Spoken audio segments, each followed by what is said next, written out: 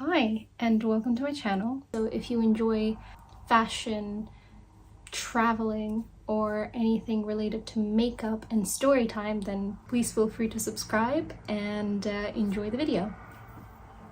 So not gonna lie, this is my first video and I'm quite nervous.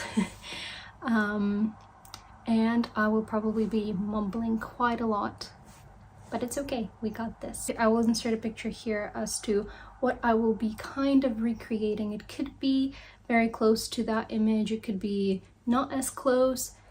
I will see where my imagination will take me as we move along. But today for the story time, I would like to tell you when I had a stalker once, and not gonna lie, it's a very spooky experience, so perfect for Halloween time. But one thing I would say for everybody as a disclaimer is please be careful who you speak to. Please be careful who you give out your contact information to at work, and just watch out and always be on alert. And please always tell somebody near you, either your parents or your friends or your partner or even your neighbor if you trust them, of course, where you are and where you're going. Just in case, like maybe mention it, like, oh yeah, I'm going to this place or that place and I'm gonna be there for an hour possibly, or for the whole night. Because I think that is the one stupid mistake that I didn't do, and I really should have done that, but it taught me for life. All right, so let's prepare first. I'm gonna go wash my face.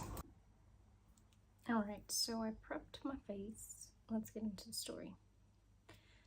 So right before coming to the UK, I needed to get money, since my parents basically told me that they can't really afford for me to study in the UK and also have a nice lifestyle. It was either they pay for me, which is fair enough, I completely understand. It was their way of kind of making me more responsible. So they said, we can't really pay for you, you need to figure out a way to start earning your own money and paying for yourself. So what did I do?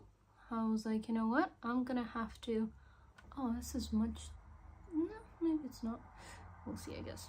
Okay, so I started to basically earn money. At that time, I did quite a few jobs.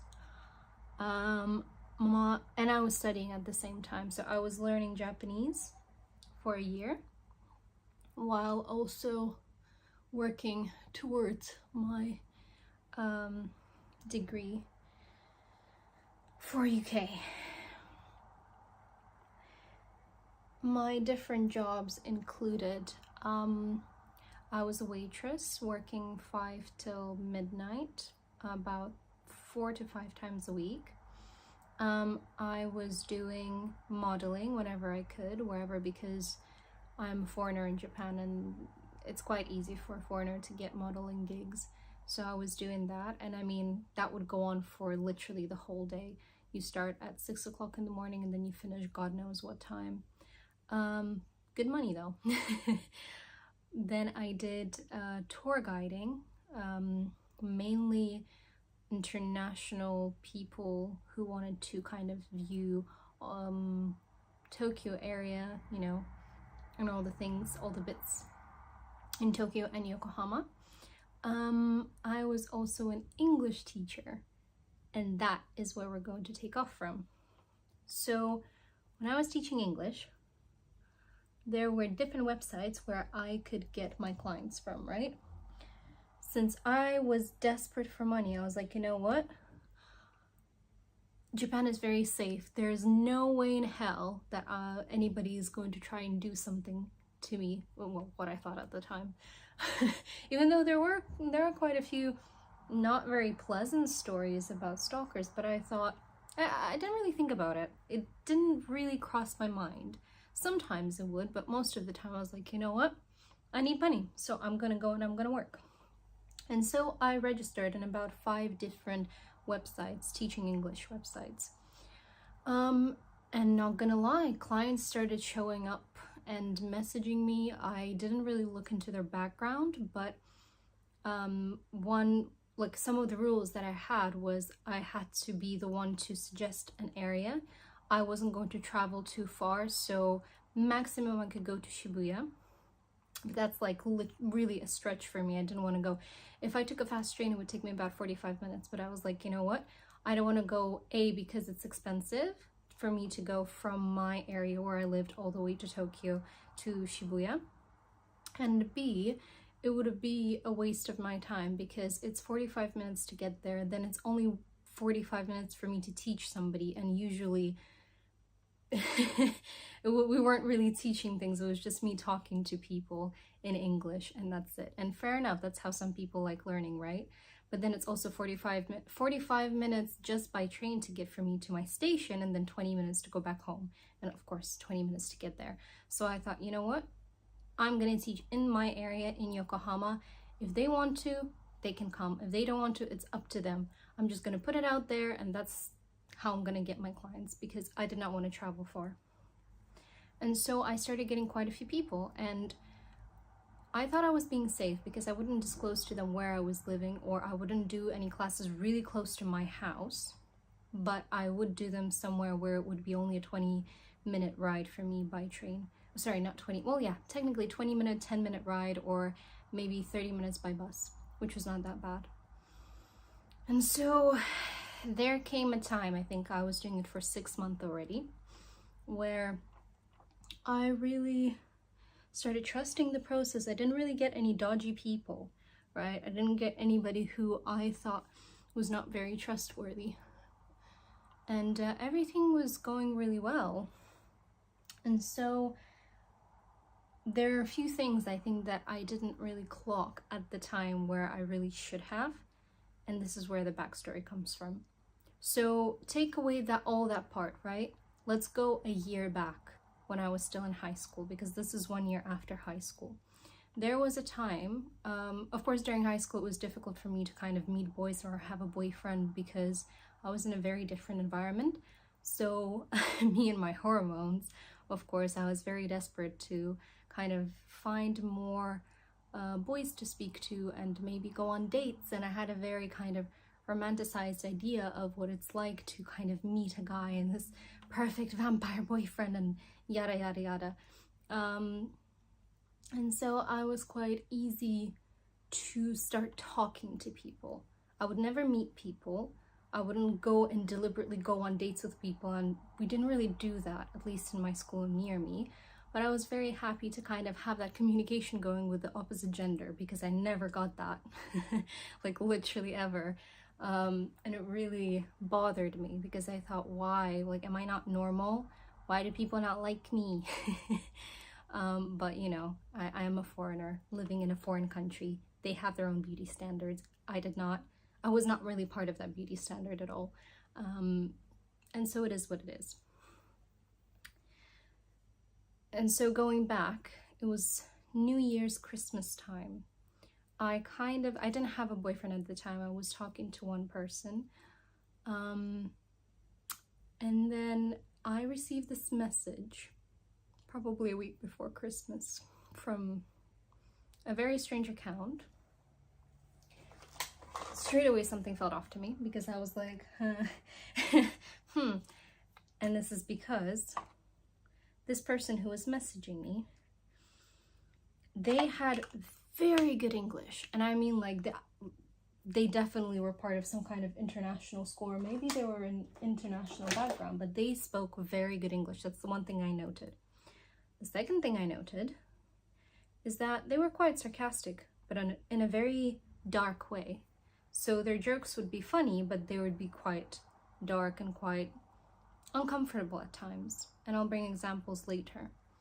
But the thing that really threw me off is the fact that when I went on their profile, so first of all, I could not tell if this was a woman or a man, because the only photos that they had was of them. They were wearing a blue dress, right?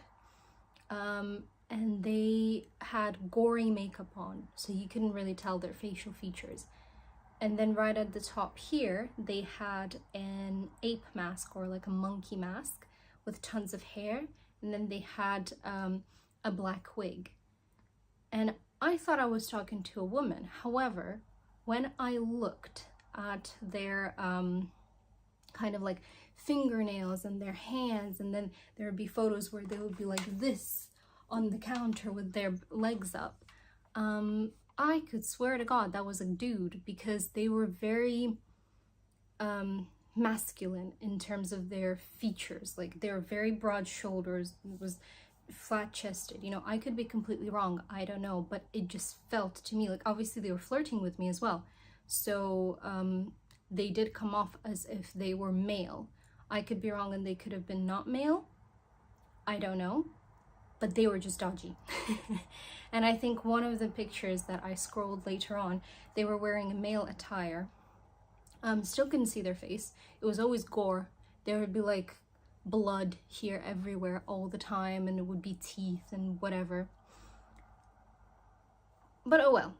You know, I thought, I can't really talk to people a lot, and this is the first person who showed interest in me, so let's just talk. We don't have to do anything. I'm not ever going to see them, but it's nice to at least talk to somebody. And so our conversation began,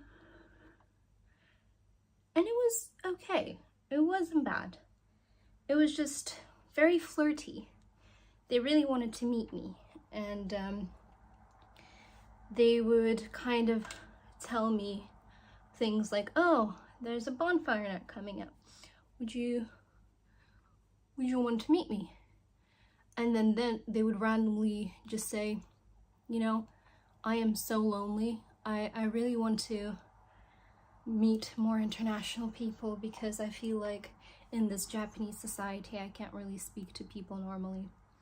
And I completely sympathized with that, because I was in the same boat. I was also very lonely, and I didn't have that many people to talk to, whether it's the opposite gender or not.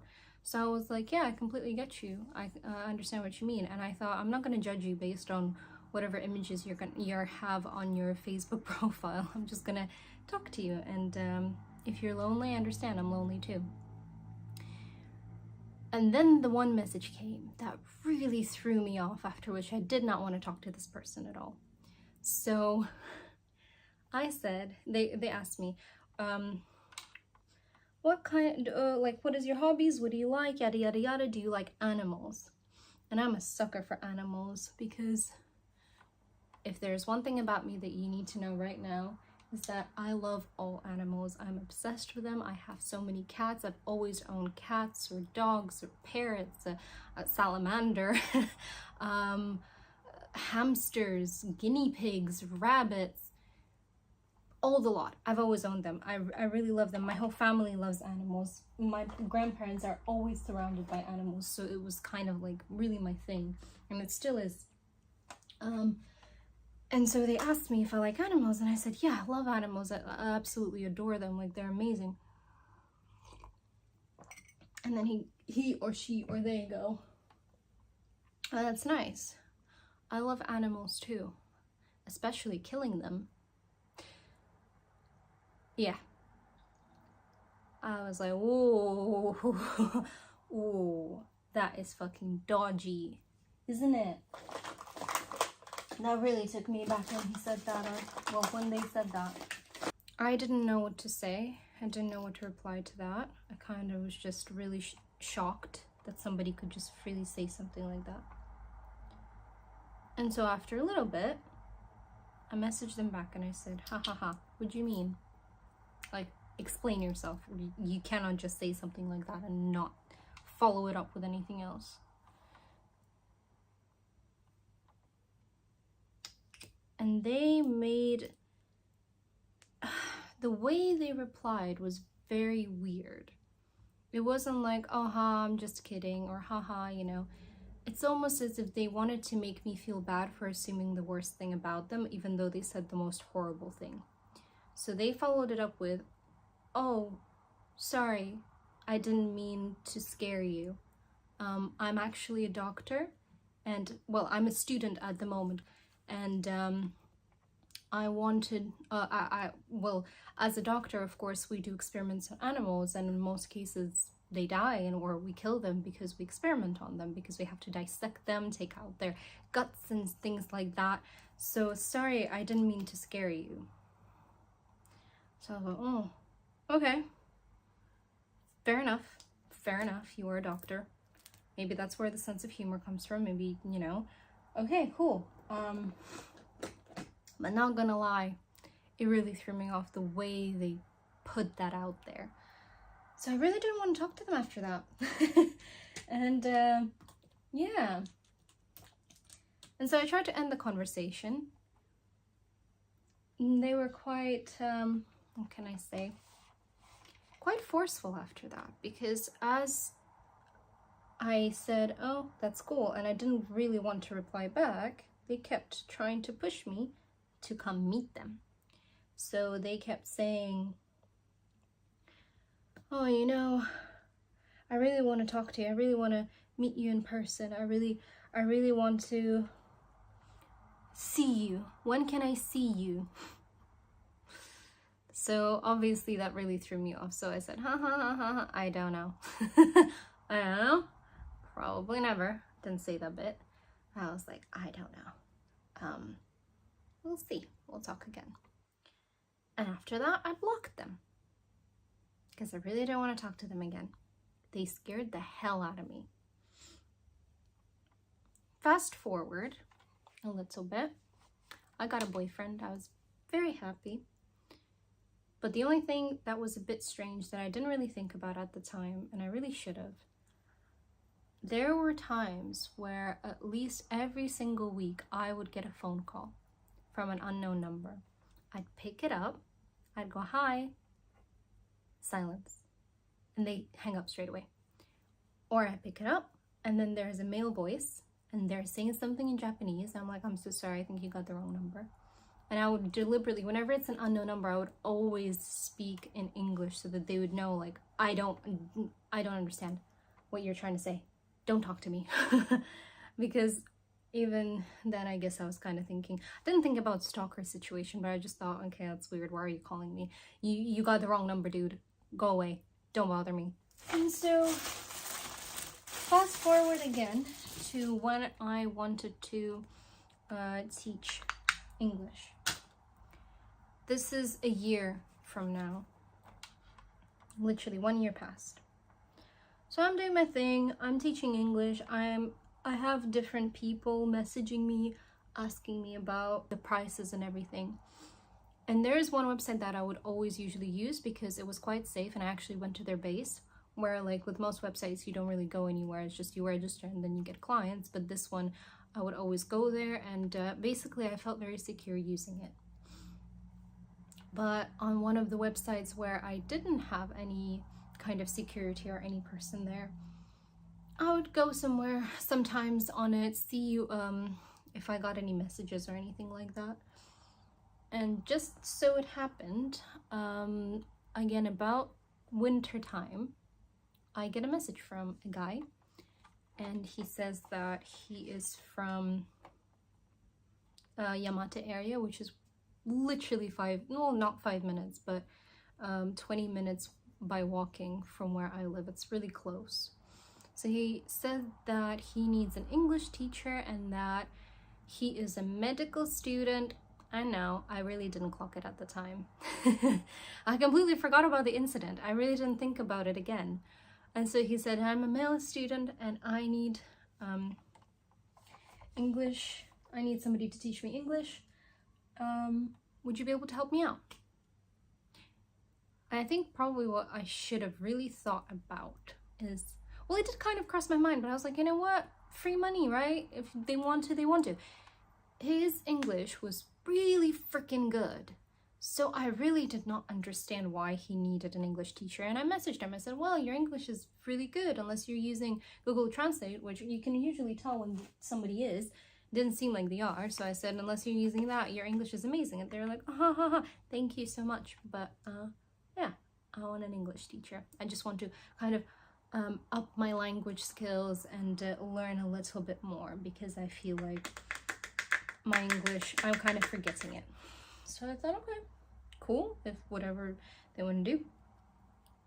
I gave him my number.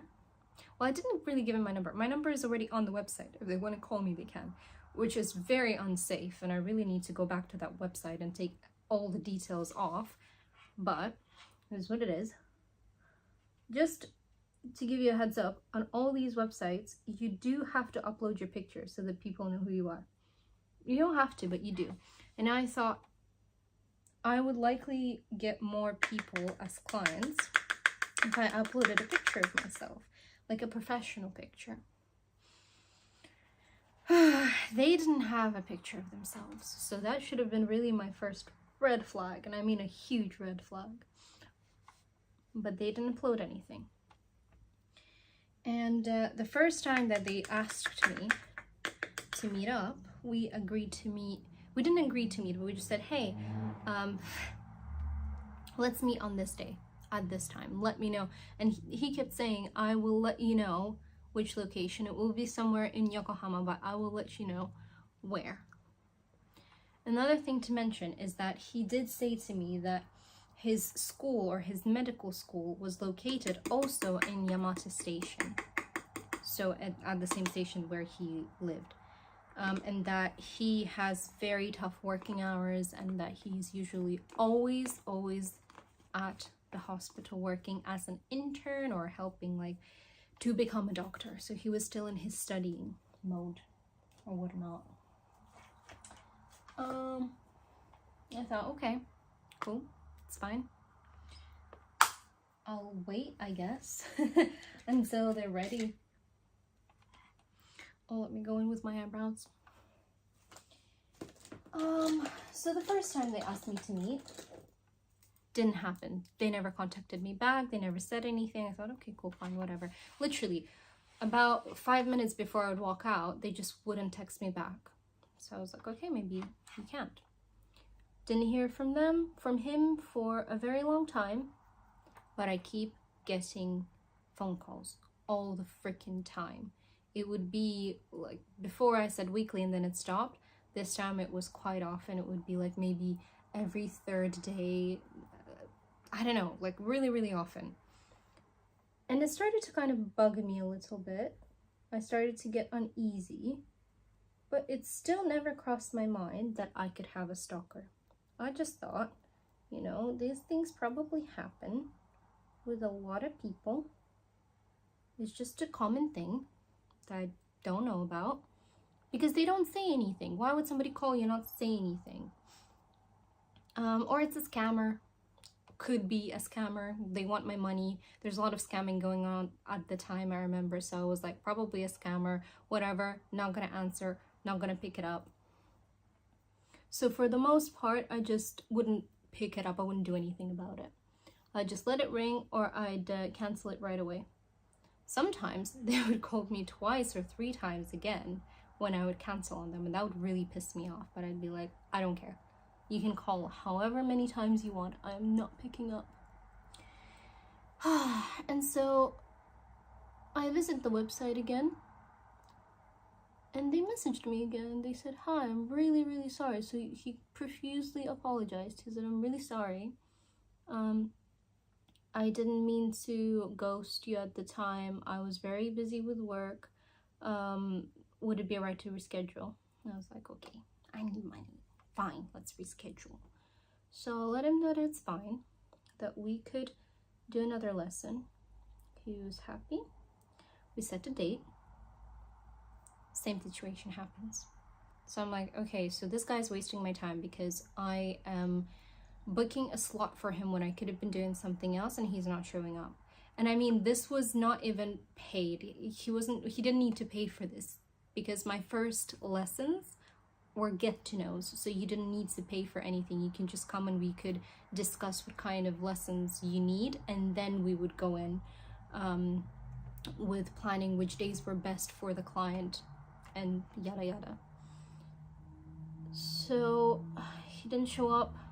Was not impressed. Wasn't very happy about it. The phone calls just kept increasing. I got a different boyfriend. My life was a bit of a mess, not gonna lie, but everything was going well in terms of everything else. So my relationship was going a bit up and down. It was not very chaotic at that time, but actually I wouldn't say it was chaotic. My relationship status at the time was actually quite good because I just got a new boyfriend and the relationship was kind of blossoming and going somewhere really good. But I just kept getting those phone calls all the freaking time, and it really annoyed me because I would get them sometimes in the middle of the night, and I was just like, what do you want? What do you want with me? Leave me alone. Stupid scammers.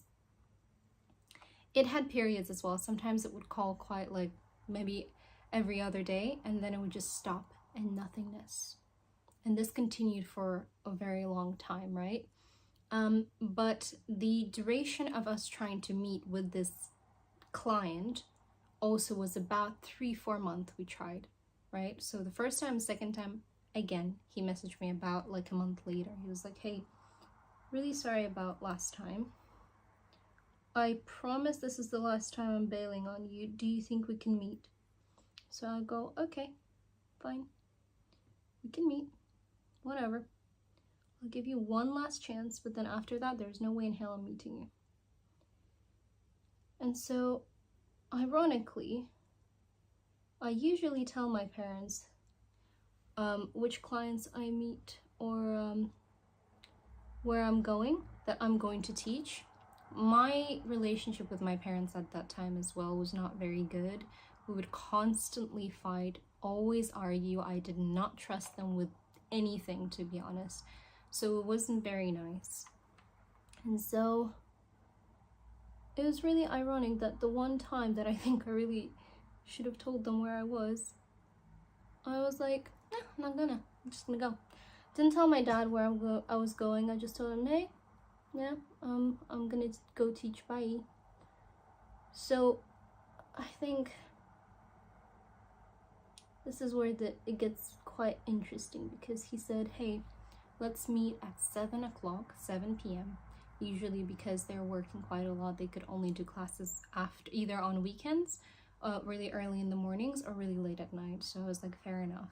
Your working schedule is busy, I understand. So this was supposed to be, we're gonna meet at 7 o'clock at the station, right? I am at the station. Just to get an idea, Yamata Station is really nice. The area is really nice, but it can be dodgy and it can be dangerous in some places. And that's only because I've heard about it before. I've never actually encountered anything dangerous there. I've always walked there alone at night. It's usually very safe, so I never really thought that this area could not be safe. In fact, it was like one of my most favorite areas to walk around in because it was just so nice. Yeah, I'd put my headphones in and then I'd walk, and it was just like hills and hills upon hills of and there's houses everywhere. And there was a lot of parks, like park areas. So I thought, yeah, let's go meet. Let's do this. I messaged him 30 minutes being like, hey, are we still on for today? Yes, we are, he said. I go, okay, cool. I get ready.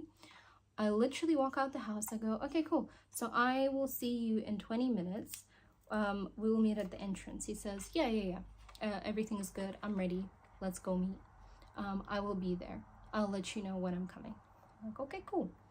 I go to the station. I arrive at the station.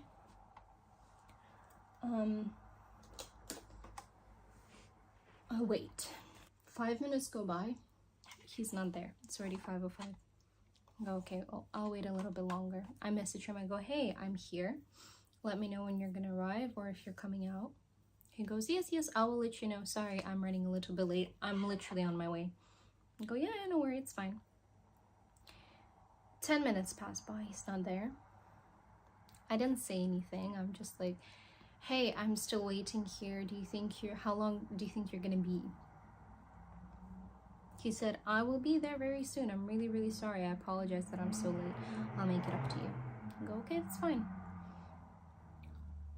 Another 15 minutes pass by, and by this point, I'm waiting for 30 minutes. I'm just standing there, not doing anything, waiting for him. There's people coming in and out of the station as well. Like, it would get really quiet and then be really busy. Quiet, busy. And every time I'm staring like at both sides, seeing that maybe he's gonna come out of one side or the other, out of that station. Just to give you an idea, the station is on top, like it's kind of like a bridge area, and that's where the railing is. At the bottom is where I am. there's a little shop in the corner, and then there's two kind of tunnel ways, and then you go down the road. So at night, I don't go down those tunnel roadways because I don't feel safe personally going there. If I turn this way, right, and walk all the way up, that's one way for me to go home. There's a little park area there, and that's usually where I don't really feel safe walking at night, just because I get very weird vibes from there. Then if I go down this way and I go straight instead of going into the tunnels, there is a little road I can turn to, but that's a quicker way home for me. So that area probably for me, again, even worse. I don't like walking down that way either. So if I had to, I would probably just call my parents to for them to pick me up, or I would kind of walk down that way. Even though that is the way that I don't like the most, I would usually walk home going that way and going all the way up the stairs and going home, because that's just easier for me to get home because it's faster. Sorry, my boyfriend came back.